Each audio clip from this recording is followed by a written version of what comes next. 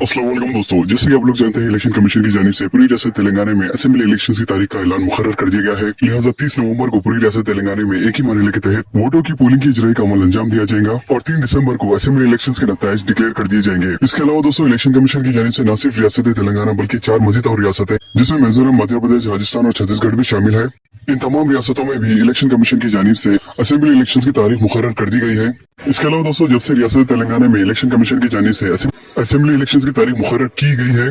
तब से पूरी रियासत तेलंगाना में इलेक्शन कोड को भी नाफिज कर दिया गया है। लिहाजा इस इलेक्शन कोड के तहत हुकूमत तेलंगाना किसी भी किस्म के मुंतखब शुदा स्कीमात को अवाम की फलाह बहुत के लिए नाफिज नहीं कर सकती।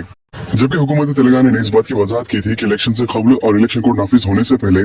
70,000 डबल बेडरूम स्कीम के मकानात को 6 मरहलों के तहत गरीब और मुस्तहिक अफराद में तकसीम किया जाएगा। लेकिन हकीकी बात देखा जाए तो हुकूमत की जानिब से डबल बेडरूम स्कीम को लेकर सिर्फ 3 मरहले ही नाफिज किए गए हैं, जिसमें अब तक 64,000 के करीब डबल बेडरूम स्कीम के मकानात को गरीब और मुस्तहिक अफराद में तकसीम किया गया है। बखैर डबल बेडरूम स्कीम के मकानात को चौथे मरहले के तहत हकीकी मुस्तहिक अफराद में तकसीम करने की बात की जा रही थी। लेकिन रियासत तेलंगाना में इलेक्शन कोड नाफिज होने की सूरत हाल में डबल बेडरूम स्कीम मकानात के चौथे मरहले के ऊपर रोक लगा दी गई है। लिहाजा रियासत तेलंगाना में असेंबली इलेक्शन के बाद ही डबल बेडरूम स्कीम मकानात की इजराई का अमल शुरू किया जाएगा। इसके अलावा दोस्तों अगर बात माइनॉरिटी लोन के बकिया मरहलों की जाए तो पूरी रियासत तेलंगाना में इलेक्शन कोड नाफिज होने की सूरत हाल में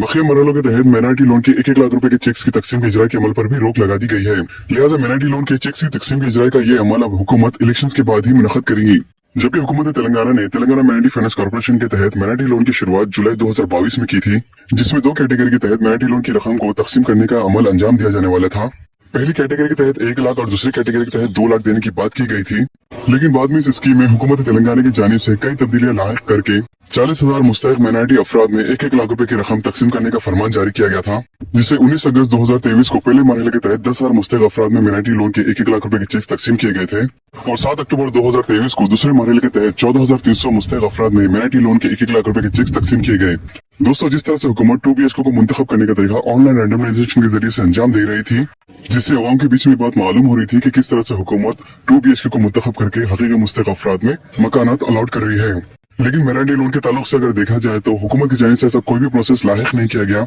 जिससे अवाम को इस बात की नॉलेज हो कि हुकूमत किस बुनियाद पर किस प्रोसेस पे अफराद को मुंतखब करके लोन सेक्शन कर रही है। लिहाजा हुकूमत को चाहिए कि चेक की तकसीम की इजरा की पूरी डिटेल्स और पूरा प्रोसेस अवाम के सामने लाहिक करे ताकि हकीकी मुस्तहिक अफराद इससे इस्तेफायदा हासिल कर सके। दोस्तों और ऐसे लेटेस्ट मजीद इन्फॉर्मेशन के लिए मेरे चैनल के साथ जुड़े रहें, वीडियो को ज्यादा से ज्यादा शेयर करें और चैनल को सब्सक्राइब करना ना भूलें। मिलते हैं अगली वीडियो में, जब तक अपना ख्याल रखें। अल्लाह हाफिज।